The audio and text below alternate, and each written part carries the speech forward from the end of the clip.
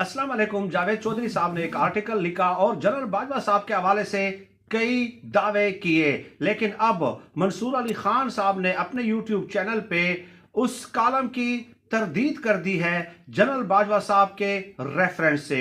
मंसूर अली खान साहब का कहना है कि मैंने जनरल बाजवा साहब से खुद बात की और जनरल बाजवा साहब ने कहा कि उस कॉलम में बाकी चीजें तो ठीक हैं, लेकिन ये जो फिक्रा ऐड किया गया है, ये जो जुमला ऐड किया गया है कि हमारी रीडिंग थी कि अगर इमरान खान रहेंगे तो ये मुल्क नहीं रहेगा।